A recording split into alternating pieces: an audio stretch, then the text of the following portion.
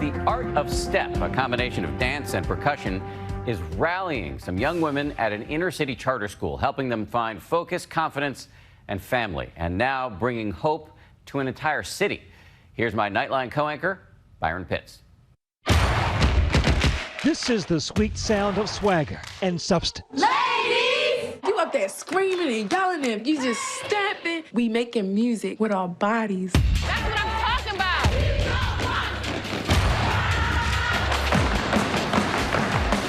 The sound of dreams no longer deferred. I like to step because it's empowering. Every clap, every step. I can express myself in different ways during step. Step is life. Step taught me how to be courageous. It taught me how to be a leader, how to be disciplined, precise. A much-needed lifeline for 18-year-old Blessing and her teammates, growing up in Baltimore, an often troubled city. I know it gets tough. We're in Baltimore City. They coming home to no lights, coming home to violence in their neighborhood, not having food in the refrigerator, not having a refrigerator at all. But when they come to step practice, all of those things are erased out of their mind. So that is why they can succeed, because they can make it through step practice, so they can make it through life.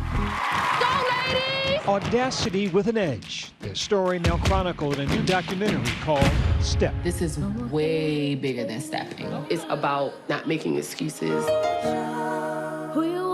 making sacrifices, having a positive attitude. The film follows the lives of 3 seniors at Baltimore Leadership School for Young Women, preparing for national competition, prepping for college.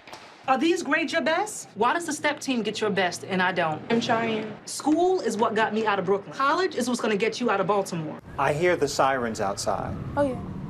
I grew up in Baltimore. You hear a lot of sirens growing up in Baltimore. You do. But I think that's a part of the culture. It makes us twice as strong. Now we step. Now we step. Life for these girls in its darkest moments would crush the average soul. But Blessing, founder and captain of the team, is far from average.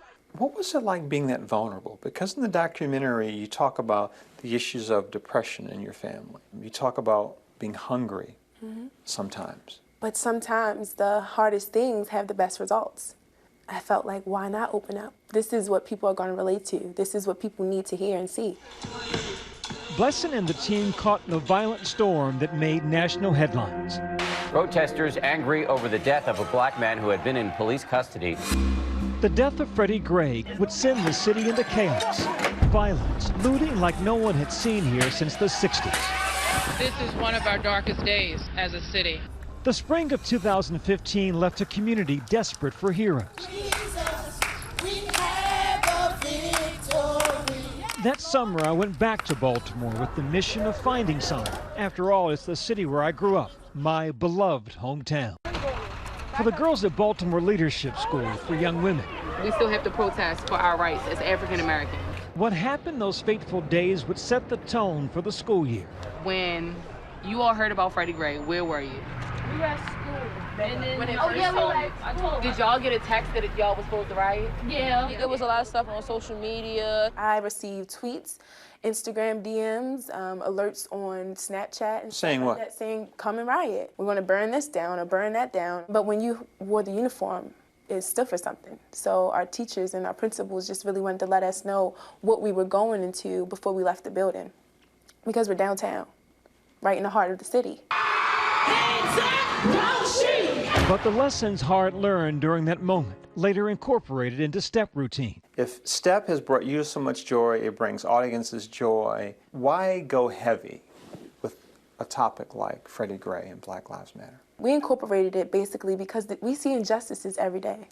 That wasn't the first or the last, so this was just our opportunity to speak on and to show people that the youth do pay attention and we do know what's going on and we want to get involved. And sometimes the stomping and the clapping, all those things, that allows them also to let out sometimes frustrations and stress and anger. As the school's guidance counselor, Paula Dofat knows the obstacles these girls face growing up in Baltimore. What we do here is it's not just about them being accepted to college, which we guarantee that, hands down, but it's about them having a success plan. But in a city where 1 in 4 live in poverty, less than 3/4 of students finish high school.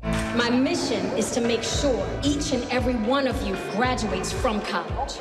Here, reaching that goal takes pushing, patience, and as we see in the film, downright pleading when necessary. This program is truly what she needs. If this girl doesn't get in this program, We understand. I don't know. So I'm just asking, please, to really, really consider. This is so unprofessional. I'm so sorry. When their girls walked through that door, they became my daughters, and I mean that. And I would never do anything for them, with them, or suggest anything to them or their parents that I didn't think was good enough. For Paula, it's personal. She was once in their shoes, but she didn't have a step team or a guidance counselor who cared like she does.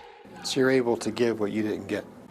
I'm able to give what I didn't get, and I know what it means to have no one who knows what to do. And it's not that the people around them don't care, but they don't know what to do.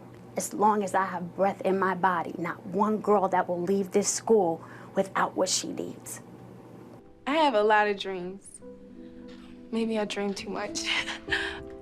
I'm passionate about dancing and step and choreographing everything. You encourage these kids to dream. Absolutely. If you don't have a dream, you have nothing. Isn't there, though, some danger in that for some of these kids who come from circumstances that suggest they may not make it? No, if they go to this school, they're going to make it. Success here is not an option, it's the expectation.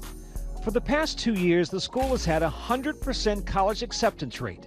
When I talked to these families in the 10th grade, and I said, I'm thinking about making a documentary, the inspiration was to change the conversation about Baltimore. For director Amanda Lippitz, the film, a passion project nearly a decade in the making. The girls just in middle school when she first met them. The first class for the new charter school in Baltimore City, founded by her mother. There was a risk in a white woman telling the story of young black girls in a tough urban environment. But you didn't. I have only been scared of it since the film has come out and the world has seen it. I was from Baltimore, they were all from Baltimore. That was the connection. And then it became much bigger than that. It became about showing a pocket of hope and joy embodied by these young women, by their mothers, by their families, by their school, by their teachers. And it's paid off. Blesson and the team confidently stepping towards success.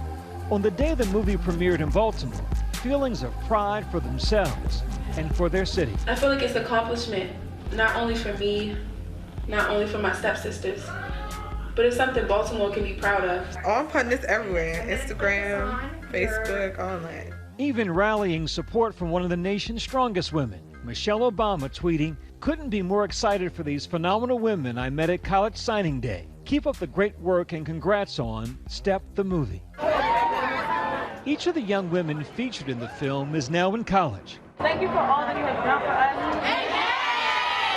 us. Sisters stepping towards dreams, bigger and bolder than their best moves on stage. What do you want people to take from this documentary? Resilience, confidence, and persistence. Because if you do those three, you'll be successful. You'll be whatever you want to be. You'll achieve your dreams, and possibilities are endless. In Baltimore, I'm Byron Pitts for Nightline. Big thanks to Byron Pitts for that report tonight. And Step premieres in theaters tomorrow.